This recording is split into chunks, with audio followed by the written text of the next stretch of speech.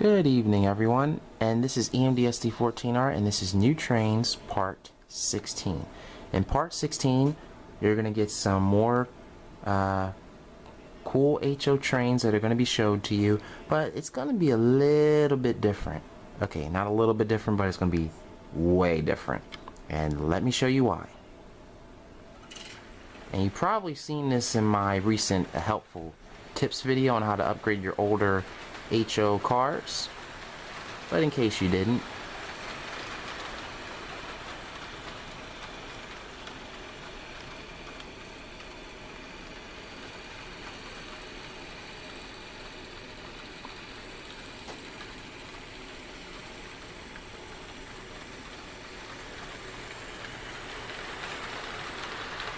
just gonna run it around for you guys one time, and then I'll get into the details about each piece of equipment on this train.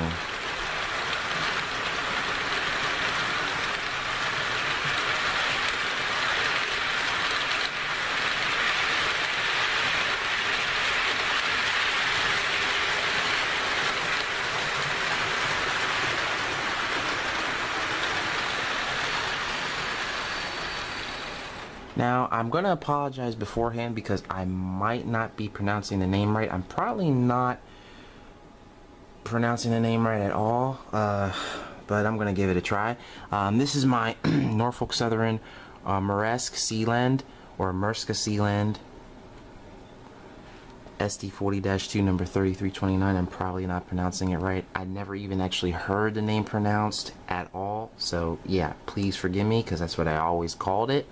But anyway, I've been looking for this locomotive for many years, and I've never been able to find it. This is a brand spanking new Athearn ready to roll unit. This is one of the units that's being brought out this year, right now. Got this from Nicholas Smith Trains in Broomall, PA. This was the only one they had in the store, and you guys know me, if I see something that's extremely rare and not many of them are out there, I usually snatch them up, and this is on my list for many years. The detail on the unit is exceptional. They have all the MU hoses here. I think that's the cab signaling box. I mean, the paint is just superb on this unit. I added Kadee couplers to it, but the only thing that, you know, still having an issue with is the model has these plastic handrails, and they actually look like that when it came out of the box. Like, some of the handrails, when they make them, they're actually too short for the sides or the model in general. Like, they're just a half a millimeter too short, and they will not stay where they're supposed to stay. So Athearn, if you're listening, you got to get your act together, because I don't like spending over $100 and not everything is the way it's supposed to be. So yeah, moving on from that, the unit is exceptional. I like it. Always wanted one. First Norfolk Southern unit I bought in a few years, actually. Now I'll be able to run this unit with my other Norfolk Southern SD40-2, which is a Kato unit. It's already been broken, and I've actually had this unit going on 3 weeks, and I've been waiting for some other equipment to come in, but unfortunately everything got mailed out late, so I'm not going to wait anymore. I just decided to make this video. Now, moving on from that unit, that's the Norfolk Southern version, by the way. Now, this is my Santa Fe version, 146. Now, before you guys jump to conclusions saying this is a ready-to-roll model, this is not a ready-to-roll model. This is a one-of-a-kind, custom painted and detailed Athearn blue box. Now, I've had this locomotive going on 7-8 years straight. Bought this from Nicholas Smith also. Don't know who did it, don't know who the original owner was, but they did a miraculously amazing job on this unit. They used the Cannon cab. They put all the details on it, the grab irons and everything, custom painted it. I had this unit before Athearn even started making this unit in HO scale, like this in this paint scheme. I mean, before they actually had them out on the market, I actually had one. You guys have probably seen this in several videos. If not, then I've shown it in videos over the past couple years. In my recent videos, you would have seen it back there. It was actually not powered. It actually is powered again, and it actually is using a Athearn ready to roll Jeep60B unit chassis. Now, if you're wondering how I got that chassis, I used this unit's chassis for that unit, and it really wasn't that difficult. I just had to do some filing on the frame and some frame modifications for the locomotive. The body shell is mounted to the frame with styrene blocks. So there's styrene blocks that are glued to the body shell, and that screw, the screw goes through there. I actually had to trim a large portion of the cast metal coupler arrangement off to accommodate the correct to get the correct height for this locomotive. And it was a little bit touch and go for a while, but it actually worked. It works perfectly.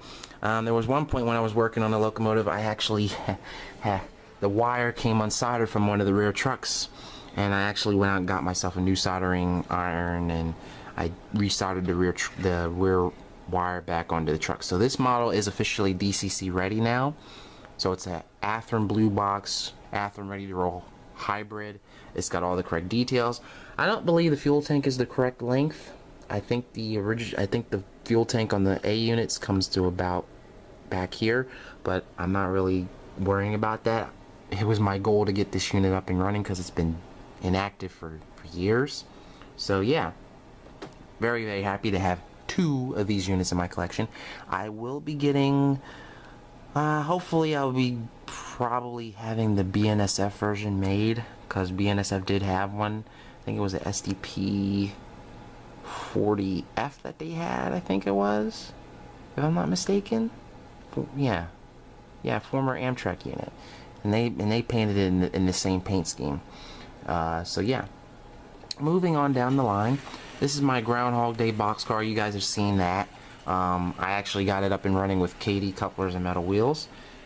Now this car this was made in the 80s. It's a Bachmann tri-level auto rack car, open auto rack car, Penn Central. They actually did make these in Penn Central.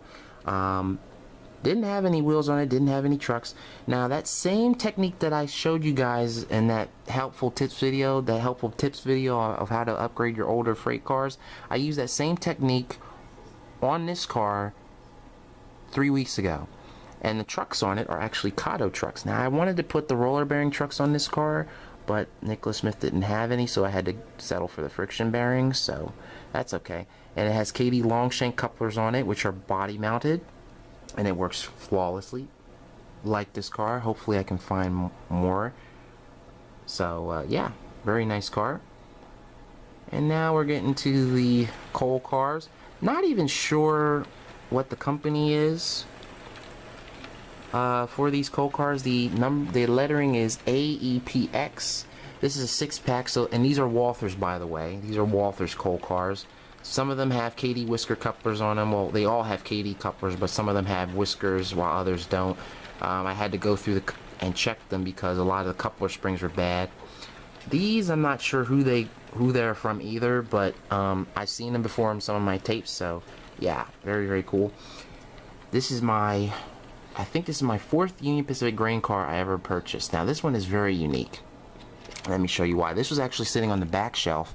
This car is super detailed. It's a plastic kit, by the way. I'm not sure who made it. It's not Accurail, but it's extremely detailed. It's extremely super detailed. I put the Kadee couplers on it. It's got a good amount of weight. This car will be getting roller bearing trucks added to it, because I do not like the friction bearings on it because it's not prototypically correct, and I just like to upgrade my cars with roller bearings anyway because I like them. So yeah, this is my this is another hopper that I got. It's a BNSF one. I think this is my first BNSF hopper. I have another one like this, but it's in Santa Fe, and it's a little bit brighter in color. And this is I think this is a Scoular Sokol. I don't even know how to pronounce that name. I'm really tired, so I'm not pronouncing stuff right at all.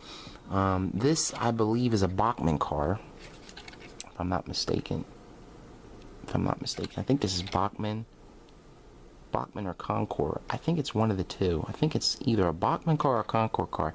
This one doesn't have the name on it, but my ADM should have it, so I'll check that one out. But I bought this with that hopper all on the same day. This was also on the back shelf. I did the same technique on this car to upgrade it, and it looks great, runs great. I actually had to add some weight to it because it was just so light, it just kept derailing. So yeah. And then here we have my Grand Trunk Western box car, and I just got this up and running. Need to get roller bearing trucks for it, so. And then I got this car up and running. So these cars that I'm showing you now, they're not really new, but they are new because they've been inactive for so long. This is my ADM hopper here. Can't take that off because it has the shelf couplers on it, but yeah, got that from Nicholas Smith a few years ago. Put the roller bearing trucks on it. Now these wood chip cars are going to be something very interesting. I've actually had these for about going on 10 to 12 years, and they all came from the same modeler. Now I have about maybe 15 to 20 pieces of rolling stock that came from this particular modeler. Don't know who the individual was, but these cars are made out of styrene.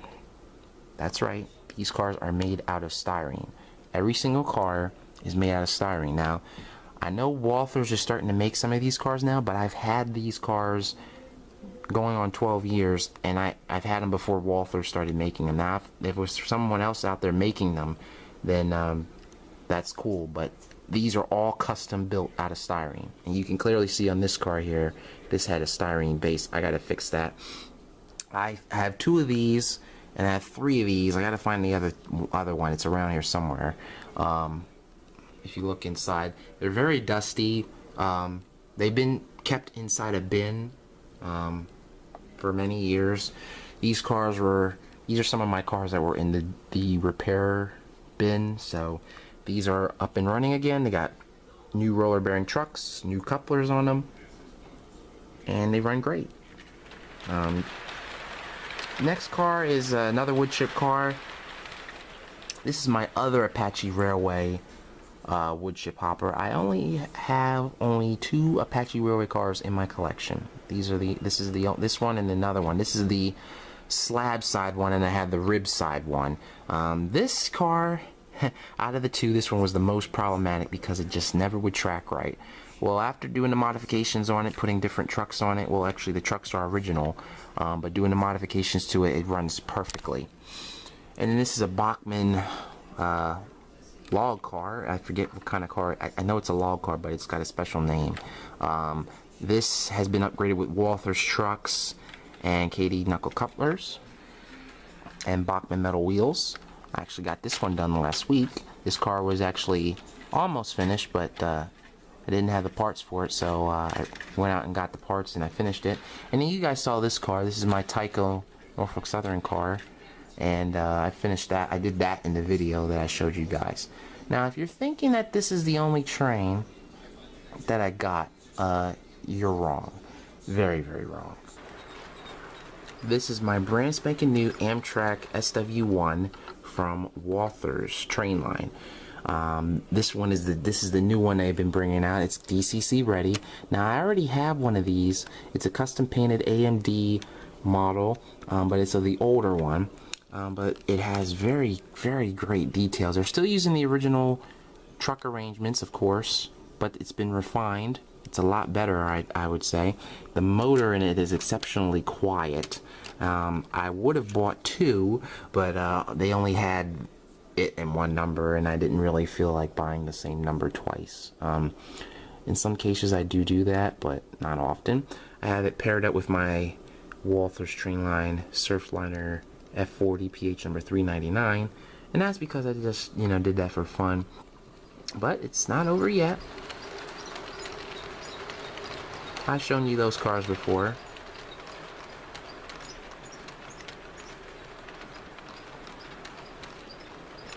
I got another Walthers Superliner. this is my sleeping car. So now I not only have the transition sleeper, which is up at the front, I actually have a sleeping car. So I have about I have about 5 or 6 of these Superliners in my collection now, which is great. But I'm not finished yet. Yes, I got 2 more single level Phase 4 cars. Both of these are lounges. Now, I actually had these on layaway. These were on layaway for a while. And I had to get them because they were the only ones. It's very rare that you get Phase 4 and Nicholas Smith. Very rare that you can find them. Don't think these, no, they don't have Kadee couplers. I gotta change them.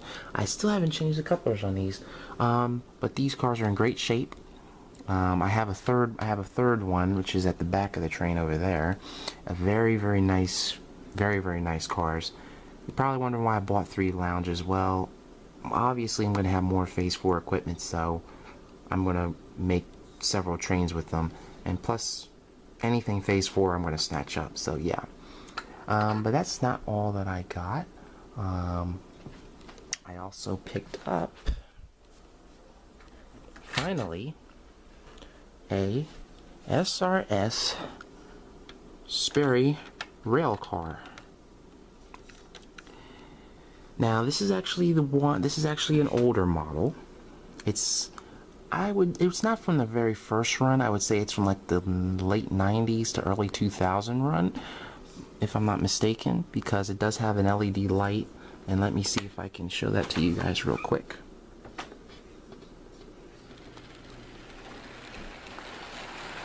I don't know if you can see that, but let me see if I can. I don't know if it'll show it on both ends. No, it won't show it on the other end, but it runs smooth.